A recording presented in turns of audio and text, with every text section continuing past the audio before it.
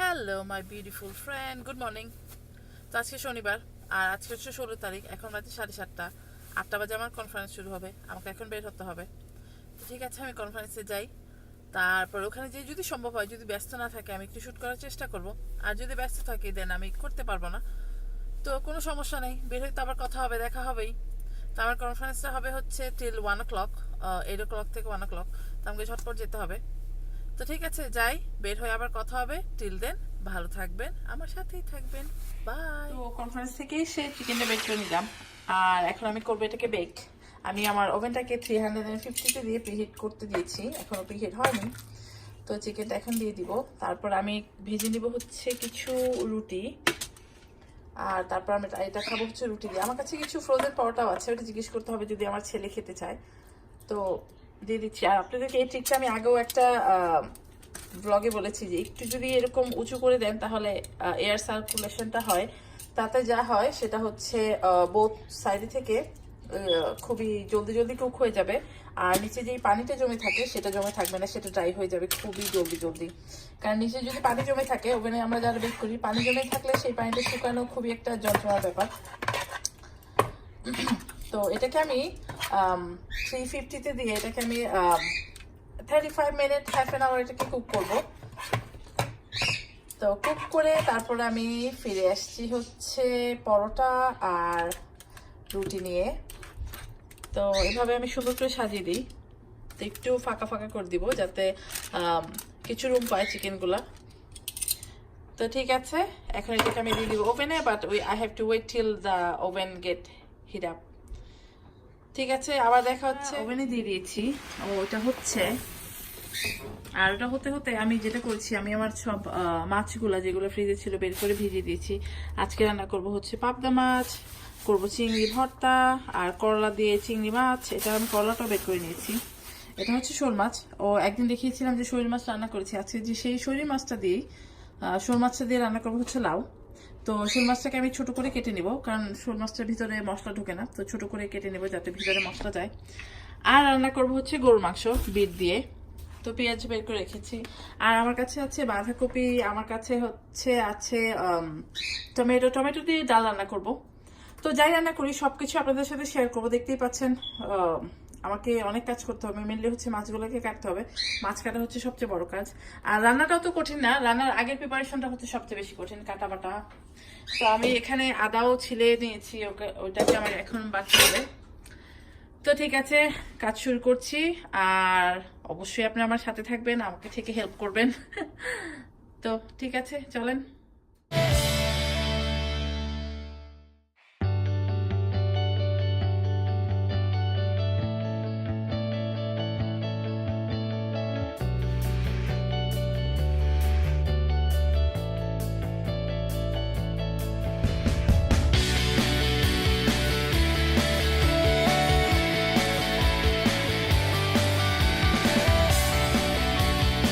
সবজিগুলো সব কাটা হয়ে গেছে, এখন আমি কাটবো হচ্ছে আমার পাবদা মাছটাকে, যেটা আমি কাটবো খুবই ইজি ভাবে, ছুরি দিয়ে কাটবো, এই বড় ছুরিটা দিয়ে। আর আমি একটা ইউজ করবো কিচেন সিজার, যেটা দিয়ে আমি মাছটাকে কাটবো।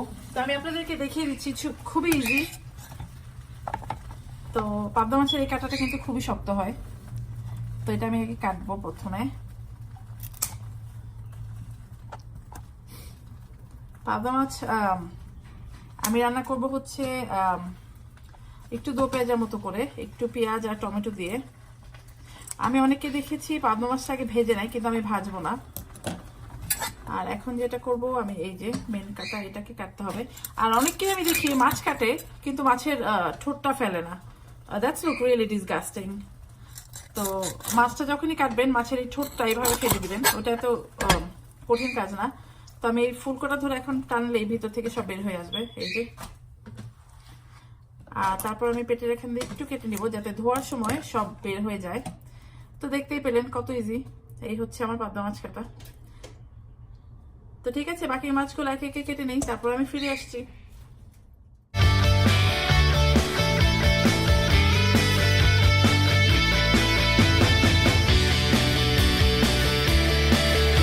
আমাদের মজার তান্দুরি চিকেন। তো আমরা খাচ্ছি হচ্ছে রুটি আর একটু স্যালাড দিয়ে। আর আমার খুবই দেরি হয়ে গেছে, আমাকে এটা খাওয়া দাওয়া শেষ করে এখন তারপরে আমাকে বসাতে হবে রান্না। আপনাদেরকে অলরেডি দেখিয়েছি আমি মাছ, তারপরে পেঁয়াজ সব ভেজিটেবল কেটে রেখে এসেছি। এখন শুরু করবো রান্না। তো ঠিক আছে, আগে খাওয়াটা শেষ করি, তারপর আমি যাচ্ছি আমার রান্না করতে।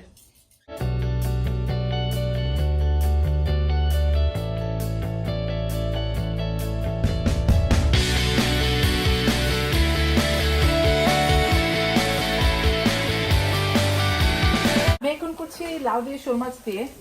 শোল মাছটা যেহেতু খুবই শক্ত, ভিতরে মশলা ঢোকে না, সেই জন্য আমি ভালো করে মশলার মধ্যে এই শোল মাছটাকে কষিয়ে তারপর লাউটাকে দিব। আর লাউটা খুবই ছোট ছিল, বলতে বেশিক্ষণ টাইম লাগবে না। আর আমরা জানি শোল মাছ যত বেশি কুক করা হয় তত বেশি শক্ত হয়ে যায়, সেটা গলে যাওয়ার কোনো চান্স নেই, কাঁটা ভাঙারও কোনো চান্স নেই। তো এটা আমি ভালো করে কষিয়ে এটাতে আমি দিয়ে দিব লাউ। তো ঠিক আছে, চলেন লাউটা রান্না করি, তারপরে ফিরে আসছি বাকি সব রান্না নিয়ে।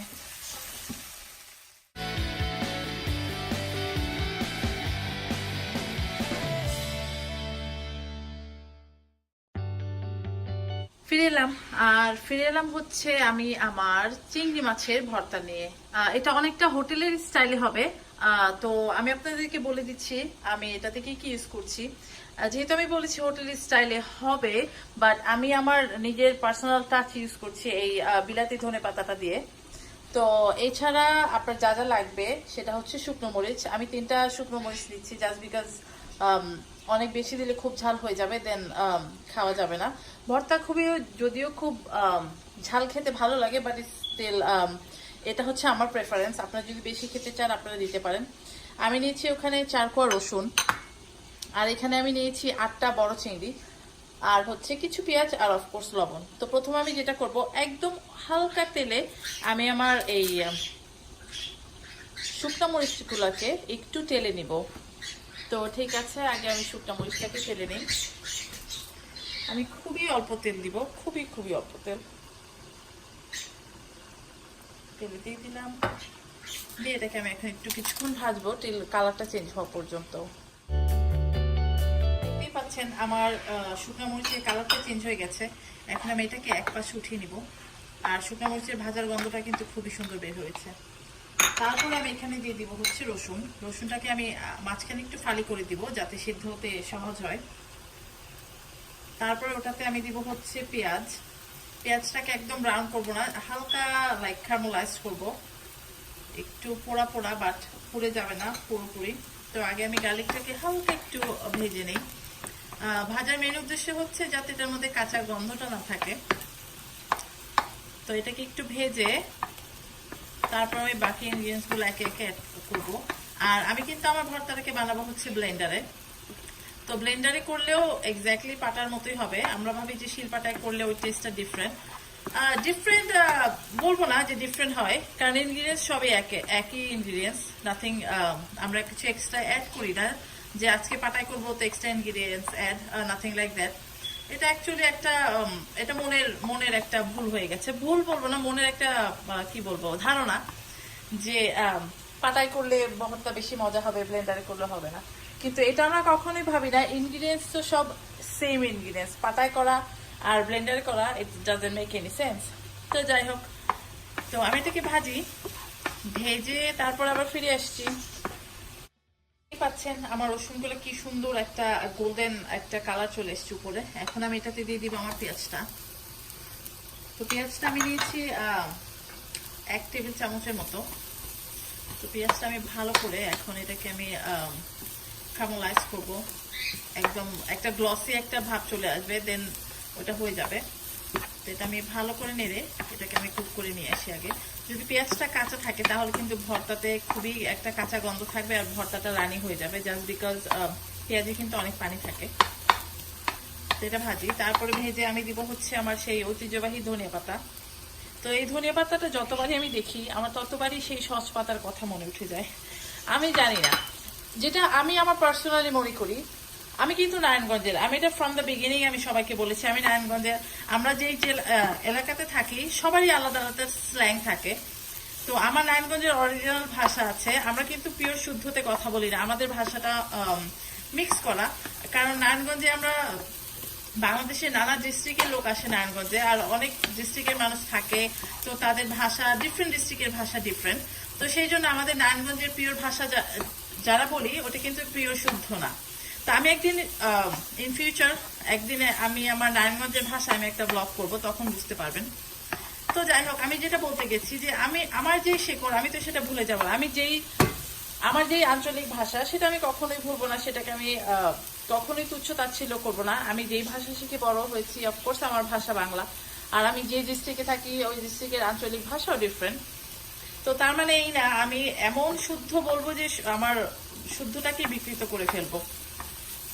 শুদ্ধটা হচ্ছে মানে যারা বিকৃত করছে তাদের অবস্থাটা হচ্ছে এরকম যে আজ থেকে আমরা সবাই শুদ্ধ কথা কয়াম, তো এরকম একটা অবস্থা আর কি। তুমি শুদ্ধ কথা বলবে তো শুদ্ধ কথার ভিতরে আবার ওই যে কয়ামটা ঢুকিয়ে দিয়েছে, তো সেই জন্য বললাম শুদ্ধ যদি বলো শুদ্ধর মতো বলো, আর যদি না বলো তাহলে বলার দরকার নেই, তাহলে তোমার শুদ্ধটা যে ওরকম শোনাবে আজ থেকে আমরা সবাই শুদ্ধ কথা কয়াম, তো ওই কয়ামের তো দরকার নেই।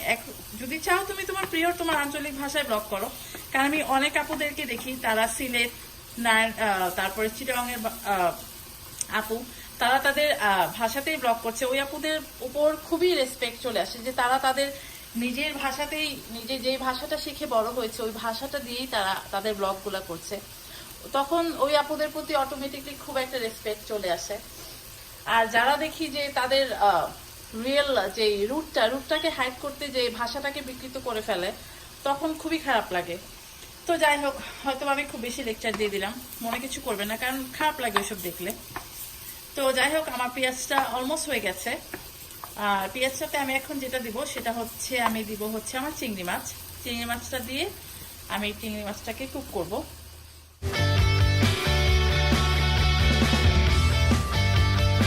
চিংড়ি মাছটাকে এরকম চেপে চেপে সেদ্ধ করবো, কারণ এটা বড় চিংড়ি, ছোট চিংড়ি হলে হয়তো বা খুব জলদি এটা সেদ্ধ হয়ে যেত। তো যেহেতু এটা বড় সেহেতু আমি এটাকে এরকম চেপে চেপে তারপরে এটাকে সিদ্ধ করবো। এটি সিদ্ধ করবো চিল চিংড়ি মাছটা একদম পুরোটা লাল হয়ে যাবে, লাল হয়ে যখন কালারটা চেঞ্জ হবে আর চিংড়ি যখন সিদ্ধ হয়ে যাবে, খুব করে সিদ্ধ হয়ে যাবে, দেখতেই পাবেন যে একটু হার্ড হয়ে গেছে। তো আমি আমার চিংড়িটাকে আজকে কুক করবো একটু হার্ড হওয়া পর্যন্ত, তখন আমি আমার ভর্তাটাকে করব। আর আমার কথাগুলো যদি কারো মনে ব্যথা দিয়ে থাকে, আমি সত্যি সত্যি সরি, আমি কাউকে মনে ব্যথা দেওয়ার জন্য কথাগুলো বলিনি, আমার যেটা খারাপ লেগেছে আমি সেটাই বলেছি। আর আমি খুব প্রাউড যে আমি নারায়ণগঞ্জের, I am so proud that আমরা নারায়ণগঞ্জের, আমাদের নিজের আলাদা একটা ভাষা আছে, আমরা ওই ভাষাতেই কথা বলি, আর আমার ওটাতে কোনো লজ্জা নেই। তো যদি কারো মনে খারাপ লেগে থাকে আই এম রিয়েলি সরি, মনে কিছু নেবেন না। তো ঠিক আছে, এটা ভাজা পর্যন্ত ওয়েট করি। গন্ধটা খুবই সুন্দর বের হয়েছে। তো ঠিক আছে, ফিরে আসছি ভাজা হওয়া পর্যন্ত। তো আমার চিংড়ি ভাজাটা হয়ে গেছে পুরোপুরি। আর এটাতে আমি এখন যেটা অ্যাড করবো সেটা হচ্ছে সেই বিলাতি ধনিয়া পাতা, যেটার জন্য এত কাহিনী শুরু হয়ে গেল, যেটার জন্য আমি এত কাহিনী বললাম। তো এটা আমি দিয়ে বেশিক্ষণ কুক করবো না, এটা আমি হালকা একটা কুক করবো, লাইক একদমই অল্প কিছুক্ষণ নেড়ে ছেড়ে আমি নামিয়ে ফেলবো।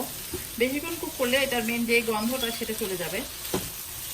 তো এই তো হয়ে গেল, আমি চুলাটা বন্ধ করে দিব যাতে আমার এই প্যানের তাপেই যাতে পাতাটা হয়ে যায়, আমার বিলাতি ধনে পাতাটা। তো ঠিক আছে, এই হয়ে গেছে আমার, এটা আমি এখন নামিয়ে একটু ঠান্ডা করব, ঠান্ডা করে আমি ব্লেন্ডারে এটাকে মিক্স করব। তো ঠিক আছে, ফিরে আসছি আমার ফাইনাল প্রোডাক্ট নিয়ে, টিল দেন সাথেই থাকবেন। আর অফকোর্স আপনি আপনার মরিচিতে কিন্তু ভুলে যাবেন না। পাচ্ছেন আমার ভর্তাটা কি সুন্দর হয়েছে। তো এখন আমি এটাকে বল বল করবো, আর বল করার আগে আমি হাতে একটু সরিষার তেল দিয়ে দিব যাতে ভর্তাটা আমার হাতে লেগে না যায়। ভর্তাটা খুবই ভালো হয়েছে, মানে গন্ধটা কালারটা সবই আমার খুব ভালো লেগেছে। তো ঠিক আছে, আমি হাতে নিয়ে একটু বল করে নিই। রান্না করা শেষ, দেখতেই পাচ্ছেন এটা হচ্ছে গরুর মাংস বিট দিয়ে রান্না করেছি, খুবই সুন্দর হয়েছে অ্যান্ড গন্ধটা খুবই ভালো হয়েছে।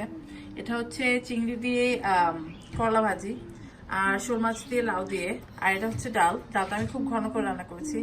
আর এটা হচ্ছে সেই হোটেল স্টাইলের চিংড়ি ভর্তা, পাবদা মাছ, আর হচ্ছে ভাত। তো আমরা সবাই একে একে বসে যাচ্ছি, সবাই রেডি হয়ে আছে, জাস্ট বিকজ আমি রেকর্ড করছি, কেউ আসছে না কাছে। তো আমরা খেতে বসি, খাবারটা এনজয় করি, তারপরে আবার ফিরে আসছি আমি। আজ এই পর্যন্তই, কালকে আবার দেখা হবে। এখন বাজে রাত 10টা, আমাকে এখন ঘুমাতে যেতে হবে, জাস্ট বিকজ কালকে রবিবার।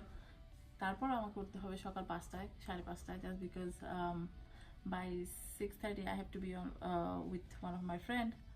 আর কালকে আমি বাই ফোর্স আমার ছেলেকেও নিয়ে যাচ্ছি ভলান্টিয়ার করার জন্য, ও যেতে চাচ্ছে না বাট ওকে নিয়ে যাচ্ছি। তো যাই হোক, আজকে আমি সকাল থেকে এই পর্যন্ত যা যা করেছি, বাইরে গিয়েছি, আমার কনফারেন্স ছিল, বাসায় এসেছি, রান্না করেছি, খেয়েছি, কাটা বাটা সব কিছু দেখিয়েছি, কাটা বাটার সাথে অনেক কথাও বলেছি। তো আমার আজকের ব্লগটা আপনাদের কেমন লাগলো অবশ্যই আমাকে জানাবেন, আমাকে কমেন্ট করবেন। আপনাদের কমেন্ট পড়তে আমার খুবই ভালো লাগে, এই কথা আমি প্রতিদিনই বলি।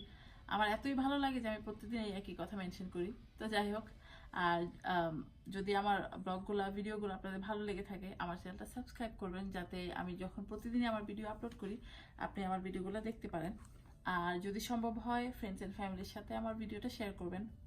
তো ঠিক আছে, কথা না বাড়াই, ভিডিওটা এখন এডিট করি, আপলোড করি, তারপর যাই ঘুমাতে। তো সকালে আবার দেখা হবে। টিল দেন।